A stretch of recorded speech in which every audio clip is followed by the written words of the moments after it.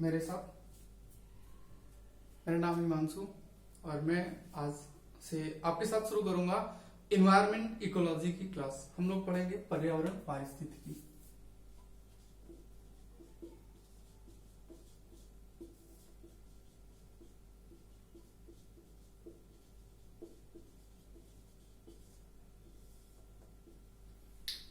अगर हम बात करें पर्यावरण किसे कहते हैं और साथ में हम बात करेंगे पारिस्थितिकी किसे कहते हैं, देखिएगा आपको खूब अच्छे से पता है, ज्यादा डिटेल में समझाने की जरूरत नहीं कि इन्वायरमेंट इकोलॉजी का या पर्यावरण पारिस्थितिकी का आपके एग्जाम में कितना बड़ा रोल है। अगर मैं आपको संक्षेप में बताना चाहूं जो कि आपका सिलेबस है, अगर आप तैयारी कर रहे हो यूपीएससी की या यूपी पीसीएस की, बिहार वगैरह में भी कुछ क्वेश्चन आ जाते हैं वहां के पीसीएस में, और बाकी सभी एग्जाम्स में तो क्वेश्चन आते ही आते हैं। देखो मेरे सामने सिलेबस है, मैं आपको सिलेबस में पढ़ के बताता हूँ क्या क्या टॉपिक हैं जो आपके इन्वायरमेंट इकोलॉजी से रिलेटेड है। ठीक है, तो देखेंगे अगर हम मेंस की बात करें तो मेंस में जो टॉपिक है उनमें से एक तो है भारत की विविधता। भारत की विविधता किसमें किसमें है, हर एक चीज में क्वेश्चन आ सकता है, ये आपका मेंस पेपर फर्स्ट में है। साथ में यहां पे दिया हुआ है शहरीकरण और उससे संबंधित समस्याएं, ये आपका इन्वायरमेंट इकोलॉजी का टॉपिक है जो कि आप ज्योग्राफी में पढ़ते हो।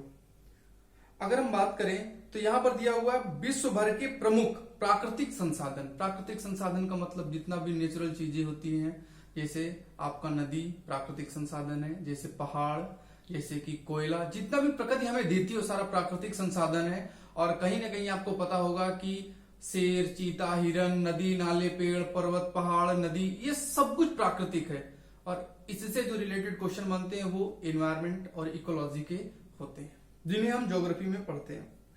साथ में यहाँ पे आपको दिया हुआ है भूकंप, सुनामी, ज्वालामुखी, हलचल, चक्रवात। अब आप बताओ भूकंप कहाँ आता है? पृथ्वी में आता है। समस्या किसको होती है? इन्वायरमेंट को। हमारा वातावरण बदल जाता है, कई बड़े बड़े पहाड़ टूटकर गिर जाते हैं, समुद्र में गिरते हैं तो वहां पे सुनामी आती है।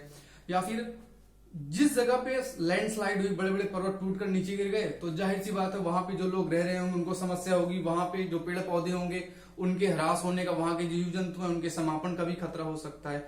ज्वालामुखी, चक्रवात से लोग एक जगह से दूसरी जगह जाना पड़ता है। कहीं ना कहीं ये आपका इन्वायरमेंट इकोलॉजी का ही होता है। ये तो था आपके फर्स्ट पेपर में।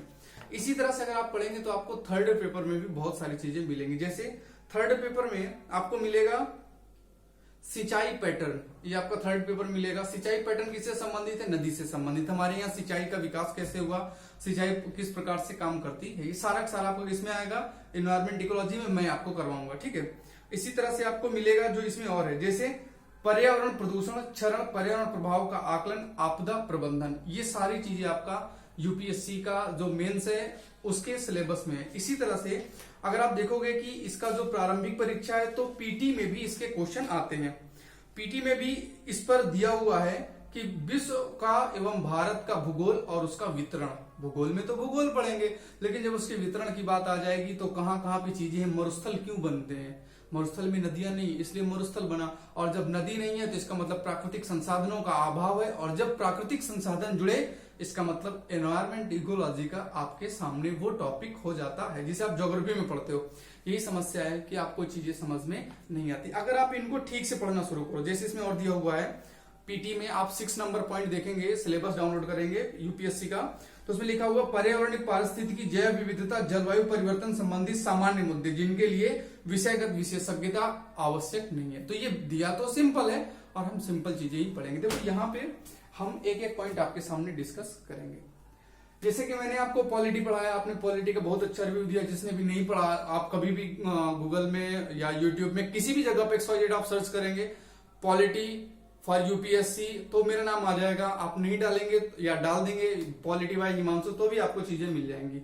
तो उसी तरह से अब हम लोग काम करेंगे पर्यावरण और पारिस्थितिकी पर। इतना डीप में काम करना है कि जैसे पॉलिटी, आप पॉलिटी के लिए मुझे जानते हो तो अब आप जानोगे मुझे पर्यावरण और पारिस्थितिकी के लिए।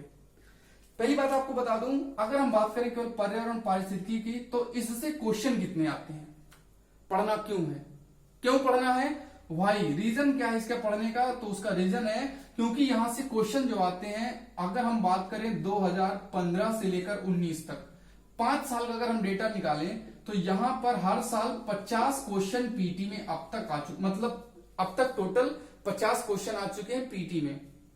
अगर ज्योग्राफी हटा दी जाए तो जो मेन मतलब केवल इन्वायरमेंट इकोलॉजी का ही है उस क्वेश्चन की बात, और जब मिले जुले की बात करते हैं तो इन क्वेश्चन की संख्या 80 क्वेश्चन हो जाती जो कि पीटी में आए हैं। इसी तरह से इसके लगभग 45 क्वेश्चन आपके मेंस में आए हैं। इतने से काम नहीं चलेगा। अगर आप देखो 5 साल में तो हर साल एक आपका सीधा सीधा ऐसे आता है, निबंध आता है, और ये जो निबंध है, निबंध आपका 250 नंबर का होगा। हो सकता है उसमें 2 निबंध आ जाए या 1 निबंध। टॉपिक अभी समय का जो चलन है वो 2 ऐसे का है। इसमें से एक ऐसे आपका 100% इन्वायरमेंट और इकोलॉजी का 100% होगा। इसका मतलब निबंध में आपके 125 नंबर हम यहां पे कंप्लीट करेंगे, प्लस अगर आप यहां पे 45 क्वेश्चन की अगर आप बात करें तो एक क्वेश्चन लगभग कितने नंबर का आपके एग्जाम में, लगभग 10 क्वेश्चन तो आएंगे ही आएंगे, और 20 के हिसाब से 200 नंबर आपका मेंस में ये बनाएगा इन्वायरमेंट इकोलॉजी। पीटी अगर क्वालिफाई करना है तो आपके 10 क्वेश्चन जो गलत होते जो आपको नहीं आता, पॉलिटी कर लेते हो, हिस्ट्री कर लेते हो, ज्योग्राफी कर लेते हो, करंट अफेयर करके खूब आईएएस बाबा बने रहते हो कि हाँ चलो विजन लगा लिया, ये लगा लिया, उससे काम नहीं चलेगा। अभी क्या करना है कि अगर आपको पीटी क्वालिफाई करना है तो पीटी क्वालिफाई करने के लिए आपको चाहिए कि आप हिस्ट्री कंप्लीट करो, आप पॉलिटी कंप्लीट करो, ज्योग्राफी कंप्लीट करो। कई बार लोग इकोनॉमी भी कुछ हद तक देख लेते हैं और फिर जुड़ जाते हैं करंट अफेयर में। अगर हम औसत देखें तो पॉलिटी, हिस्ट्री, ज्योग्राफी का लगभग 15 के आसपास एवरेज आता है क्वेश्चन का। मतलब या तो 18 आएगा, 18-20, 15 मिनिमम क्वेश्चन मान के चलेंगे। अगर हम 2016 का देखें तो ज्योग्राफी का क्वेश्चन ज्यादा है और करंट अफेयर का क्वेश्चन 35 क्वेश्चन तक जा चुका है। तो वो देखो कुछ भी हो सकता है, तैयार हर चीज के लिए रहना है। इकोनॉमी के भी 15 से कम क्वेश्चन नहीं आएंगे। बाकी का जो बचा उनमें से आप करंट अफेयर में फोकस कर लेते हैं। 20-25 क्वेश्चन लगभग, या 10 से तो ज्यादा आ ही जाते हैं, कई बार 8-9 भी आए हैं, अभी 17 में कम आए थे। तो इसका मतलब क्या है? इसका मतलब ये निकल के आया कि आप करंट अफेयर पे ज्यादा फोकस कर गए। अगर आप टोटल ओवरऑल देखो तो मेहनत कहां की आपने? मेहनत आपने की इन 3 में, और 3 में आपके सही होने के चांसेस केवल 75% हैं। अगर आपने इन 3 में मेहनत की, मतलब 15-45 क्वेश्चन में मेहनत की और 75% आपके क्वेश्चन सही होते हैं, तो इसका मतलब लगभग आपने 30 क्वेश्चन सही कर लिए। करंट अफेयर भी आपने पढ़ ली, करंट अफेयर पढ़ ली, 10 क्वेश्चन आपने और ऐड कर लिए, हो गए 40। सिलेक्शन तो फिर भी नहीं हो रहा ना। इकोनॉमी के 1-2 क्वेश्चन छोड़ दो, 42-43, रुका कहां? जो 10 नंबर कम है, क्योंकि मेरिट आपकी कितनी जाती है? 52, 53 या फिर 54, इससे ज्यादा मेरिट नहीं जाती है। 55 क्वेश्चन अगर आपके सही है तो 100% सिलेक्ट हो और इंटरव्यू देने जाओगे। चूंकि हम पढ़ा रहे हैं तो इंटरव्यू तक लेके जाएंगे, इंटरव्यू में किस्मत की बात। बाकी का जो ये क्वेश्चन बच रहा है 10, 12, 13, 14, ये कहां से आएगा? ये आएगा इन्वायरमेंट और इकोलॉजी से, जो मैं आपको पढ़ाऊंगा। हम आपको पढ़ाएंगे इन्वायरमेंट इकोलॉजी। कैसे पढ़ना है? बहुत आसान टॉपिक है, बहुत अच्छे से पढ़ेंगे, बहुत स्लो पढ़ेंगे, और हर एक चीज ऐसे पढ़ेंगे ना इसको, जैसे पॉलिटी आपको पूरा रट गया ना, जिस तरह से पॉलिटी आपको आसान लगता है उसी तरह से ये उससे सबसे ज्यादा आसान है। रीजन आप देखते हो, आप चीजों को जानते हो। जैसे मान लीजिएगा पॉलिटी, थोड़ा सा क्या दिक्कत होती है कि आपको लगता है कई बार पॉलिटी में कि यार ये राष्ट्रपति कैसे काम करता होगा, हमने देखा नहीं, सिर्फ सुना है, टीवी में देख लेते हैं। लेकिन पर्वत तो आपने देखे हैं, नदी तो आपने देखी कैसे गोल गोल चलती है। चीजें आपको बहुत सारी पता होंगी इन्वायरमेंट इकोलॉजी में, तो यहाँ पे मेहनत थोड़ी कम हो जाती है। खैर ज्यादा अब आपका समय नहीं खराब करेंगे, सीधे बात करेंगे पर्यावरण पारिस्थितिकी पर।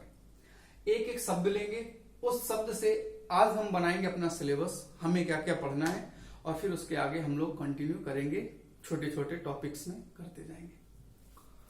अगर हम बात करें पर्यावरण की, सबसे पहले शब्द उठाते हैं पर्यावरण, और पर्यावरण के बारे में बात करते हैं। पर्यावरण, परिधन आवरण, हमारे चारों तरफ का जो आवरण है उसकी बात यहां पे की जा रही है। ये हमारी पृथ्वी है, पृथ्वी में एक आदमी के ऊपर आप खड़ा कर दो, ठीक? इसके चारों तरफ जो चीजें दिखाई दे रही हैं वो सब पर्यावरण के घटक होते हैं, वो पर्यावरण के अंग होते हैं, पर्यावरण के पार्ट होते हैं। जैसे अगर आप पहली नजर में देखोगे तो पृथ्वी में आपको क्या दिखाई देगा? जहां आप खड़े हो, आप खड़े कहां पे हो? आप खड़े हो जमीन में। आप खड़े कहां हो? भूमि में। अगर आप भूमि का देखें तो भूमि का आपको पता है कि लगभग 70 प्लस या 71% हिस्सा जल है, 2/3 भाग में जल भरा हुआ है। इसका मतलब भूमि के साथ साथ हमारी पृथ्वी में आपको मिलेगा जल, पानी, सागर, महासागर, प्लस पृथ्वी के ऊपर का जो एरिया है इसे क्या कहेंगे? जहां आप सांस लेते हो, जहां आप घर बनाते हो, उसे क्या कहते हैं? हवा, वायु। और इन तीनों चीजों के एक एक अंग को कहते हैं इन्वायरमेंट, उसे कहते हैं पर्यावरण। मतलब हवा में जो चीजें वो पर्यावरण की चीजें हैं, जल में जो चीजें हैं वो पर्यावरण की चीजें हैं, जमीन में जो चीजें वो सभी पर्यावरण के घटक हैं, पार्ट हैं, अंग हैं। और इन तीनों को मिला दिया जाए तो रहने लायक एक जगह बनती है, उस जगह को कहा जाता है जैव जीवित।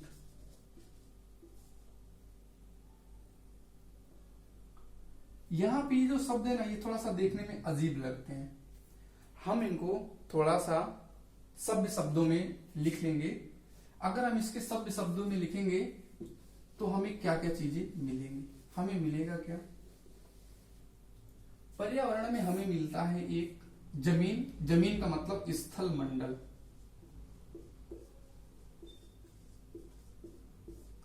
प्लस हमें मिलता है वायुमंडल,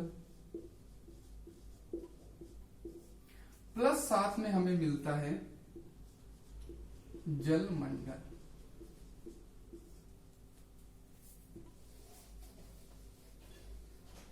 और जब यही तीनों चीजें मिल जाएंगी तो उससे जो जन्म लेगा उसे कहते हैं जैव मंडल। लिथोस्फीयर, एटमॉस्फेयर, हाइड्रोस्फीयर और बायोस्फीयर, हम इस तरह से इसको समझते हैं। पृथ्वी के अपने पार्ट किए जाते हैं।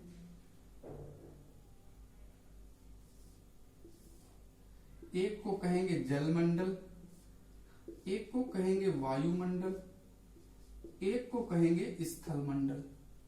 और यहां पे तीनों मिल जाते हैं, इन तीनों के क्षेत्र को कहा जाता है जैव मंडल। और व्यक्ति यही रहता है, जैव मंडल में रहता है। ना केवल जल में रह सकता है, ना केवल स्थल में रह सकता है, और ना वो केवल वायु में रह सकता है। उसे रहने के लिए तीनों चीजों की आवश्यकता होती है। अब ये जो नया शब्द आया जैव मंडल, इसको जानने से पहले हम बात करेंगे स्थल मंडल क्या है। स्थल मंडल का मतलब क्या होता है? स्थल, जहां हम रहते हैं। हम रहते कहां? अपने घर में, मतलब जमीन में। जमीन में क्या क्या आएगा? मरुस्थल आएगा, पर्वत आएगा, पठार आएगा, मैदान आएगा। जिन जगहों पे आप रहते हैं, जो आपके चारों तरफ चीजें दिखाई देती हैं, घाटी वगैरह, ये सारा। दूसरा, वायुमंडल की बात करें, जहां आप सांस लेते हैं। जैसे वायुमंडल में आप पढ़ेंगे हमारे यहाँ समताप मंडल होती है, ओजोन मंडल होता है, एक आपका क्षोभ मंडल होता है, आयन मंडल होता है, बहिर्मंडल होता है। ये सारा पढ़ेंगे। हाइड्रोजन क्या होता है, ऑक्सीजन क्या होता है, CFC क्या है, कार्बन क्या है, मीथेन, ये सारी चीजें हम पढ़ेंगे वायुमंडल में। जलमंडल में हम महासागर पढ़ेंगे, कितने महासागर हैं। महासागर में क्या क्या चीजें पाई जाती हैं, जैसे प्रवाल भित्ति पाई जाती है, महासागरीय संसाधन क्या है, ये सारी चीजें हम क्या जलमंडल में पढ़ेंगे। और इन्हीं चीजों को मिलाने के बाद जो बना उसका नाम क्या रखा गया? जैव मंडल या बायो रिजर्व। जब हम तीनों का अलग अलग अध्ययन करेंगे तो इसे कहा जाता है पर्यावरण। पर्यावरण का मतलब प्रकृति में कोई भी सजीव वस्तु, सामग्री, पर्यावरण के अंग, घटक होते हैं। पर्यावरण किसे कहते हैं? प्रकृति में जो भी चीजें आपको दिखाई देती हैं। प्रकृति में आपको क्या क्या दिखाई देता है? जीव, प्रजाति, लोग, हाथी, घोड़ा, बैल, मछली, पानी, हवा, जो कि दिखाई नहीं देती मगर है, तो कुछ भी चीज जो भी आपको दिखाई दे रही है सब कुछ आपका क्या होता है? पर्यावरण होता है। जैवमंडल में जो लोग रहते हैं, हम आप सब इंसान भी पर्यावरण के घटक हैं। हम आप सब भी क्या हैं? इन्वायरमेंट के पार्ट हैं, पर्यावरण के घटक हैं। घटक मतलब उसके अंग है, उसके पॉइंट है, उसकी चीजें हैं, उसके अंदर हम समाहित हैं। एक बहुत बड़ी चीज है पर्यावरण की और उसी में हम लोग क्या है? समाहित है।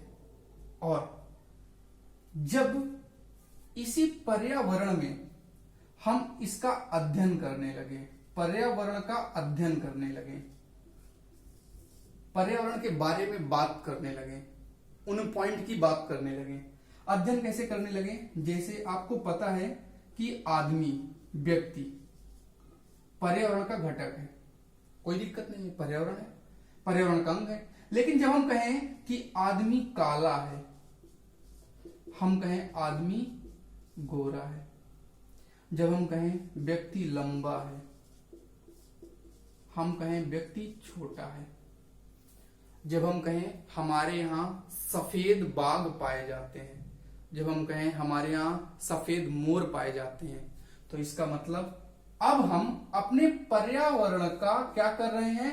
अध्ययन कर रहे हैं। पारिस्थितिकी का मतलब क्या हुआ?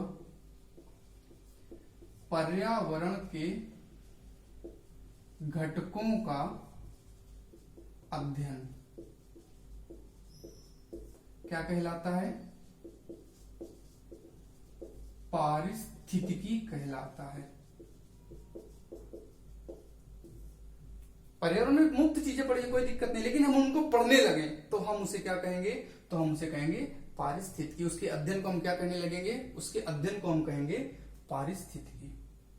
देखो यही सब मोटा मोटा है। जैसे आपने दो शब्द उठाए, पर्यावरण और पारिस्थितिकी। अभी आपने पर्यावरण पारिस्थितिकी के बारे में कुछ शब्द जाने, एक एक पॉइंट हमें और समझना है। स्थल मंडल किसे कहते हैं? वायुमंडल किसे कहते हैं? जलमंडल किसे कहते हैं? इन्वायरमेंट के सेंस में, ज्योग्राफी के सेंस में नहीं, इन्वायरमेंट के सेंस में हमें जानना है। जैवमंडल किसे कहते हैं? यही छोटी छोटी चीज जानेंगे तो हमारी काम क्या हो जाएगा? बहुत ज्यादा आसान हो जाएगा। अभी क्या करना है? कुछ चीजें हमें यहाँ पे और शामिल करनी है। शामिल क्या करनी है? इसको थोड़ा आप लिख लीजिएगा स्टॉप करके, जैसा भी करना है। तो फिर इसके बाद हम आगे चलते हैं। एक एक पॉइंट इसमें और डिटेल में खोलना पड़ेगा तो आगे आएगा। जल्दी इसको कॉपी कर लीजिएगा, फिर आगे चलते हैं।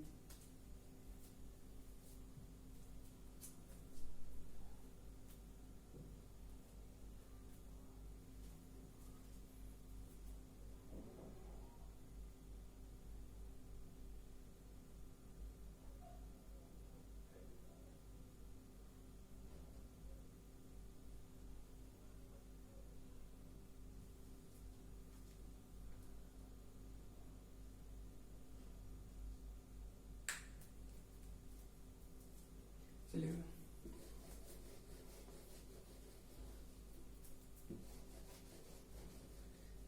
देखो यहाँ पे इन जलमंडल, वायुमंडल और स्थल मंडल को मिला के आपका बना जैवमंडल।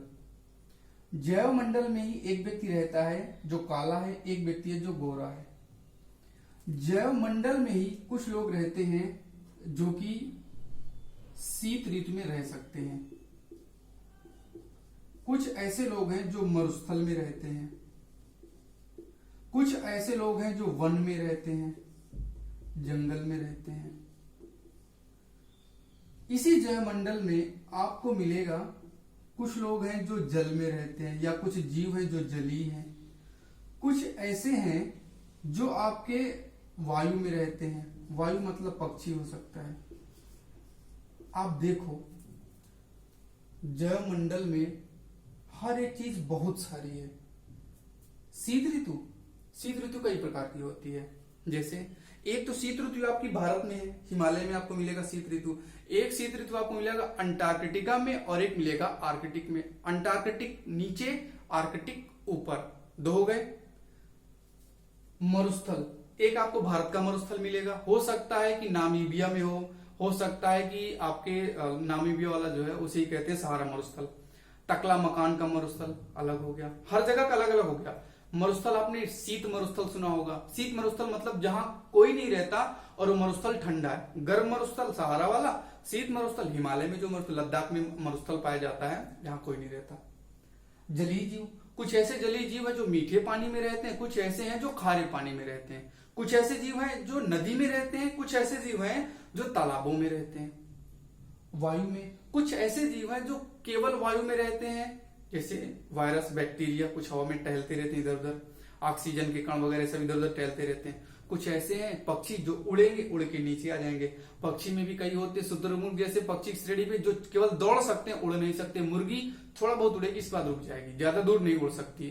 तो ये क्या है तो सेम टू सेम चीजें, जैविक चीजें ही हैं, लेकिन इनमें आपस में पाई जाती है विविधता।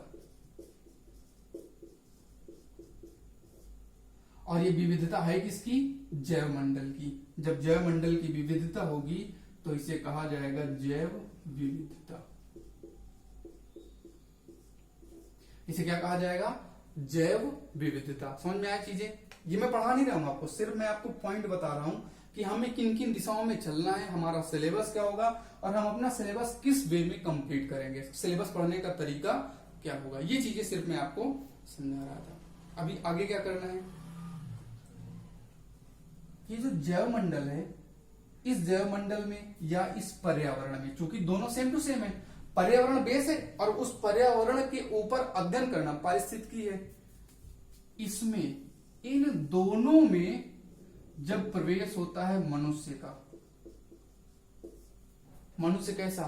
लालची, लोभी, जो कि बहुत ज्यादा अपने आप को ऊपर रखना चाहता है, हर प्रकार के सुख सुविधाओं से लैस रखना चाहता है। ऐसे व्यक्ति का जब हमारे पर्यावरण में और पारिस्थितिकी में प्रवेश होता है तो शुरुआत में औद्योगिकीकरण हुआ, अच्छा लगा, लेकिन आगे आगे मनुष्य ने संकट पैदा कर दिए। इसी पर्यावरण में मनुष्य जब आया तो उसने संकट पैदा कर दिए और इसे कहा गया पर्यावरणीय संकट, जिसे दूसरे नाम से जाना जाता है पारिस्थितिकी विलोपन। विलोपन मतलब विलोप हो जाना, समाप्त हो जाना, गायब हो जाना। मनुष्य का जब एंट्री हुआ तो पर्यावरण पारिस्थितिकी में क्या हो गया? असंतुलन आ गया, संकट आ गया। संकट को हम लिख सकते हैं असंतुलन। इसमें क्या आ गया? इसमें आ गया आपका असंतुलन। जब मनुष्य ने एंट्री ली तो उसकी वजह से संकट हुआ और संकट से पर्यावरण की चीजें क्या हो गई? बदलने लगी, चेंज होने लगी। नदियों ने रास्ते बदलना शुरू कर दिए, तो कई ऐसे जीव थे जो धीरे धीरे समाप्त हो गए, गायब हो गए हमारे इन्वायरमेंट्स में। उनकी संख्या या तो कम हो गई। जैसे आपने सुना होगा कि पृथ्वी में केवल अफ्रीका में सफेद जिराफ पाए जाते हैं, जो लंबी गर्दन वाला होता है ना जिराफ। उनकी संख्या 2 थी और अभी कुछ दिन पहले एक जिराफ को मार दिया गया, तो केवल एक जिराफ बचा है व्हाइट कलर का। इसका मतलब अगर इस मनुष्य ने शिकार ना किया होता तो संकट नहीं आता उस जीव के ऊपर। जैव विविधता मतलब जिराफ किस रंग का होता है? जो कि सामान्य आपने देखा होगा कि हल्का ऑरेंज कलर का होता है, लेकिन उसमें भी एक सफेद रंग का था, जो कि जैव विविधता है। प्राकृतिक चीजें अच्छा लगता है, लेकिन हमने इतना ज्यादा अपने आप को लालची बनाया कि हमने उनके जो 2 लोग थे, 2 में से 1 को मार दिया, एक खत्म हो जाएगा। हालांकि ये एक बीमारी होती है जिराफ में, जेनेटिक बीमारी होती है, जिसकी वजह से उनका रंग सफेद हो जाता है। तो उम्मीद है आगे भी जेनेटिक बीमारी रहेगी तो बहुत सारे सफेद जिराफ आएंगे या नहीं आएंगे, वो बात की बात है, लेकिन जो थे उनको आपने समाप्त कर दिया। भारत में बहुत ज्यादा, अगर हम बात करें तो 1900 ईस्वी में लगभग 1 लाख बाघ थे। आज बाघों की संख्या कितनी है? आपने सुना होगा 2967 के आसपास है जो जनगणना हुई है। भारत में चीता एक भी नहीं है। पिछले कई सालों से 20-25 साल से ज्यादा हो गए, एक भी टाइगर भारत में मौजूद नहीं है। मतलब कहीं ना कहीं इस मनुष्य ने चीजों के सामने संकट ज्यादा खड़ा कर दिया, समस्याएं ज्यादा खड़ी कर दी। अब जब संकट आएगा तो यूपीएससी वहीं से क्वेश्चन पूछता है जहां पे प्रॉब्लम है, जहां पे समस्या है, ताकि आप उससे क्या कर सको? हल कर सको, आप उसे सॉल्व कर सको। तो इसलिए वो यहां से क्वेश्चन बनाता है।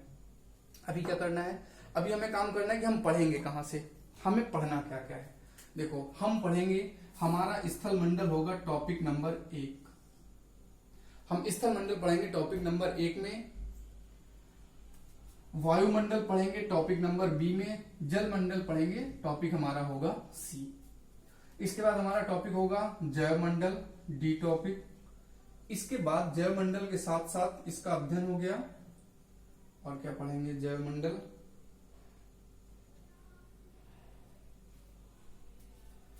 ये जो पर्यावरणीय संकट है इसे पढ़ेंगे, टॉपिक नंबर आपका होगा ई। और ये जो पारिस्थितिकी विलोपन है इसकी वजह से जो समस्याएं पैदा हुई या संकट कह सकते हैं, इससे जैसे कि मान लीजिएगा आपदा प्रबंधन,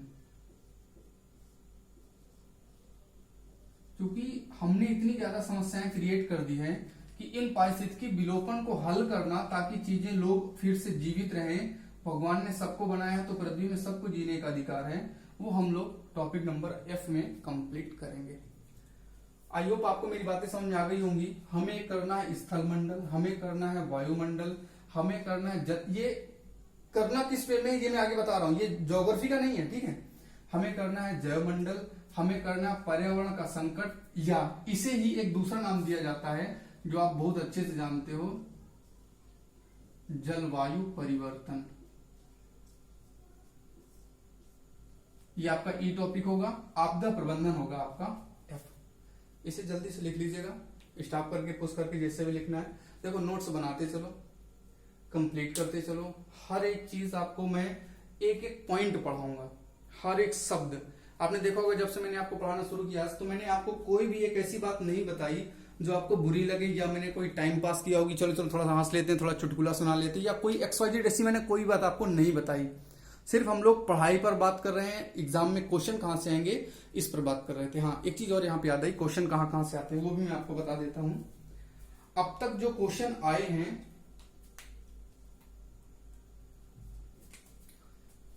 जैवमंडल से जो क्वेश्चन आए हैं उनकी संख्या रही है 50 क्वेश्चन। ये 5 साल का डेटा बता रहा हूं, 50 क्वेश्चन केवल जैवमंडल से आए हैं। जैवमंडल रिजर्व जो भी होता है, जो क्षेत्र है, जैव विविधता जिसको आप कहते हो, ये जैवमंडल और जैव विविधता एक साथ करेंगे, ठीक है। ये जैवमंडल और जैव विविधता, इससे रिलेटेड 50 क्वेश्चन आ चुके हैं पिछले 5 साल में। हर साल का 10 क्वेश्चन केवल इसी जगह से आता है, प्लस और कहां से आए हैं, और जलवायु परिवर्तन से आपके 30 क्वेश्चन आए हैं। जलवायु परिवर्तन, ये मैं पीटी का बता रहा हूं, ठीक है, मेंस का नहीं बता रहा हूं, पीटी का बता रहा हूं। जलवायु परिवर्तन से आपके 5 साल का पूरा डेटा है, 30 क्वेश्चन आए हैं। और तो अभी पढ़ाया नहीं, तो चलिए आगे से देख लेंगे। ये 2 पॉइंट यहाँ पे याद रखेंगे। आपदा प्रबंधन से, चूंकि ये मेंस का है तो यहाँ मेंस में क्वेश्चन आएंगे, पीटी में क्वेश्चन नहीं आएंगे। हाँ, मेंस में क्वेश्चन कितने आते हैं, तो बहुत सारे आते हैं।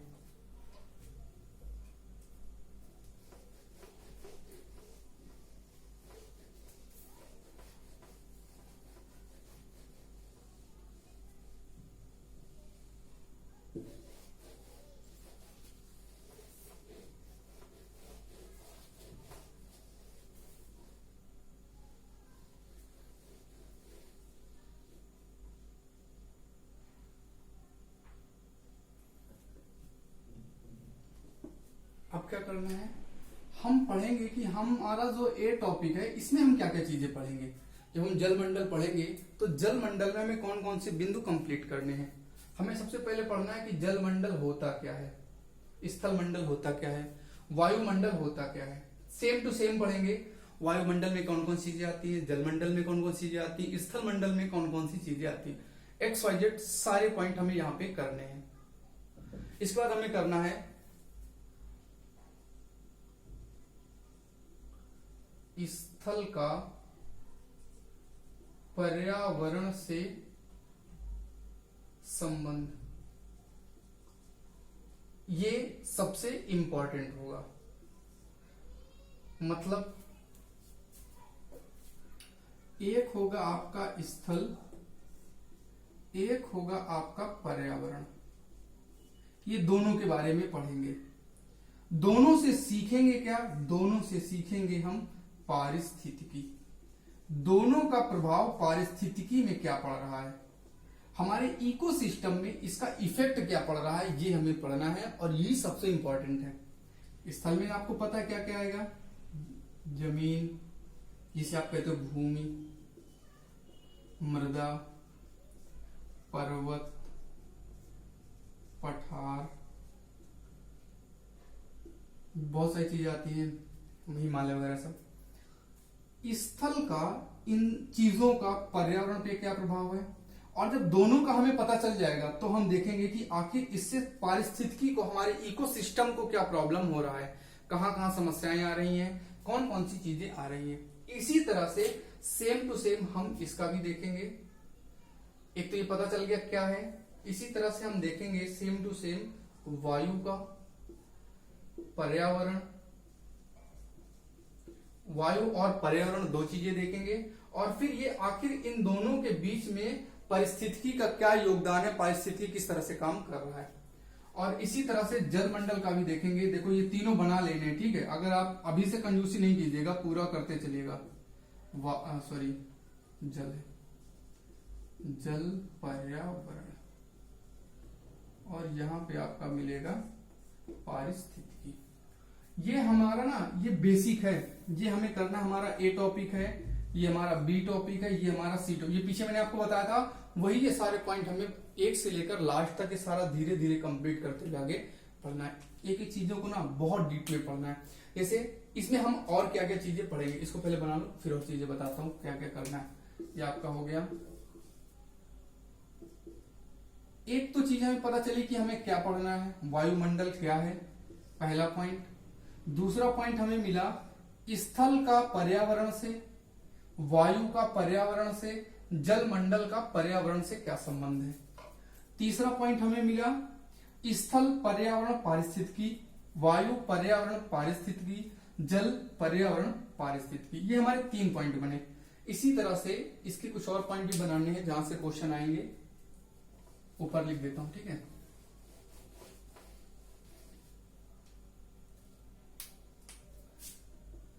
चौथा, इसमें हमें पढ़ना है संसाधन।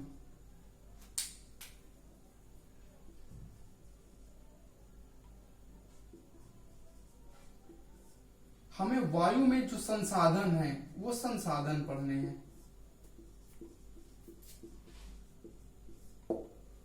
अब आप कहोगे संसाधन कौन कौन से हैं, संसाधन आपको बताता हूं। स्थल में संसाधन, जैसे आपको कोयला जमीन में मिलता है, स्थल का संसाधन है। आपको हीरा मिलता है, सोना मिलता है, स्थल से मिलता है, स्थलीय संसाधन है। वायुमंडल, वायु से आपको पवन ऊर्जा मिलती है, ये आपका वायु का क्या हो गया, संसाधन हो गया। वायु में ऑक्सीजन आपका संसाधन है, नाइट्रोजन उसके बिना खेती नहीं हो सकती, संसाधन है। आग नहीं लगती है, सामान्य गैस है। कार्बन डाइऑक्साइड पृथ्वी को बचा के रखता है और पृथ्वी का तापमान कम नहीं होने देता, हालांकि ज्यादा हमने पैदा कर दिया तो ग्रीन हाउस गैस इफेक्ट आ गया, नई समस्या आ गई। जलमंडल पढ़ेंगे तो जल से मेरे पास कौन कौन से संसाधन है, जैसे महासागर, सागर, नदी और तालाब, झील, इनके बारे में हम इसमें पढ़ेंगे। अगला इंपॉर्टेंट हमारा जो टॉपिक होगा वो होगा जो हमें पढ़ना है ऊर्जा। हमें पढ़ना स्थल मंडल में ऊर्जा कौन कौन सी है, आप लोग नीचे लिखे जाइएगा, ठीक है। इसके नीचे स्थल में ऊर्जा कौन कौन सी है, स्थल मंडल में आपको कौन सी ऊर्जा मिलती है। आपको नवीकरणीय नाम सुना होगा, गैर नवीकरणीय स्रोत आपने नाम सुना होगा, परंपरागत स्रोत, गैर परंपरागत स्रोत। जैसे आपने सुना होगा जैव फ्यूल, बायोडीजल, बायोडीजल एथेनॉल आपने सुना होगा, स्थल मंडल से तो बनता है। गन्ने के जो बच जाता है, गन्ने का रस निकालने के बाद उससे डीजल बनाते हैं, पेट्रोल में डालते हैं। ये चीजें पढ़ेंगे ना, इसमें पढ़ेंगे संसाधन ऊर्जा में। वायुमंडल में हम पढ़ेंगे वायुमंडल में ऊर्जा कैसे बनती है, पवन से ऊर्जा बनाई जाती है, पवन से बादल आते हैं, पानी गिरता है, कहीं ना कहीं चीजें सब जुड़ी हुई हैं। जलमंडल की बात करें तो जलमंडल में भी आपको ऊर्जा मिलेगी, जैसे आपने नाम सुना होगा ज्वारी ऊर्जा, जलमंडल से ही हमें ऊर्जा मिलती है ज्वारी। जलमंडल से पानी रोटेट होता है, पूरे विश्व में पानी रोटेट होने से चीजें क्या होती बनी रहती हैं, लोग यहाँ से वहां उसके सहारे आ जा सकते हैं। हालांकि ज्यादा प्रभाव नहीं पड़ता, लेकिन फिर भी कई बार पानी उसी दिशा में जाता तो नाव चलाने में थोड़ी आसानी होती है, वापस लौटने में दिक्कत होती है। ये चीजें तो खैर कोई ना। जब ऊर्जा आ जाएगा तो ऊर्जा हमेशा अपने साथ लेकर आता है प्रदूषण।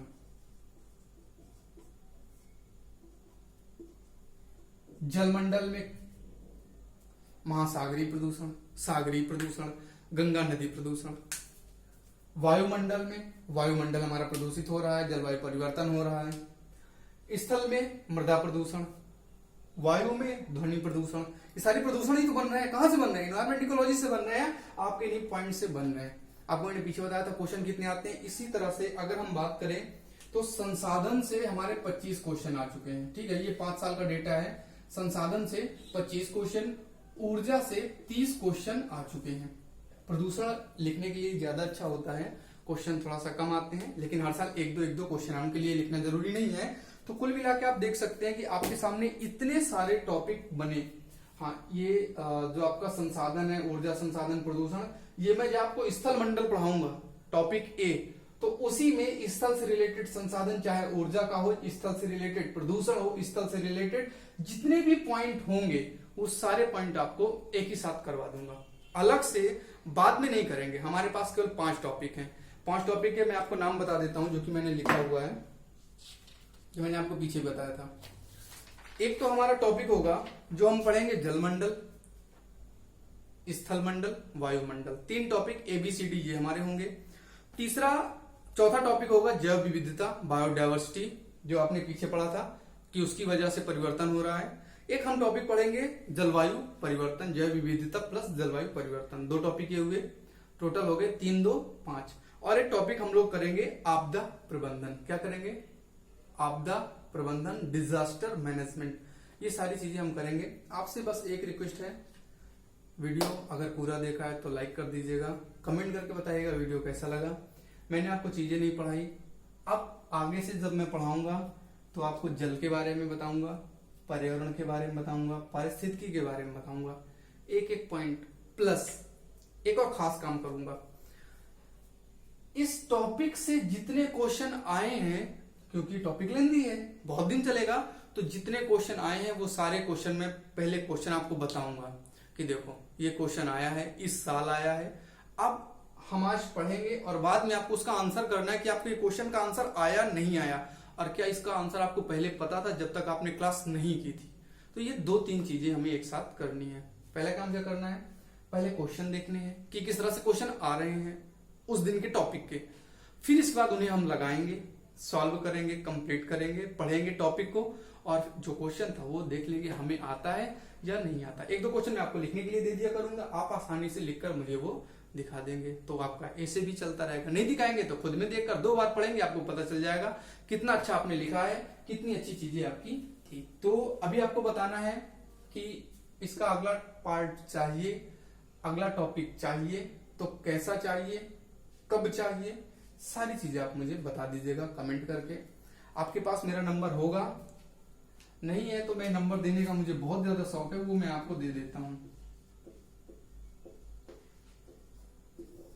प्लस हमारी विजन की टेस्ट सीरीज भी चल रही है। विजन और दृष्टि की टेस्ट सीरीज चल रही है UPSC के लिए, जो कि आपका एग्जाम होने वाला है। अगर आप विजन का लेते हो तो ये भी 500 का है, दृष्टि का भी आपको ये 500 रुपए के वीडियो YouTube में ही आपको मिल जाएंगे। ये 500 रुपए के हैं, पेपर के पहले तक ये आपको मिल जाएंगे, जितने भी पेपर के पहले पॉसिबल हो पाएंगे वो आपको मिल जाएंगे। तो बस आज के लिए यहीं तक, फिर मिलेंगे, बहुत सारे क्वेश्चन करेंगे। वीडियो देखने के लिए बहुत बहुत धन्यवाद। आपका दिन शुभ हो।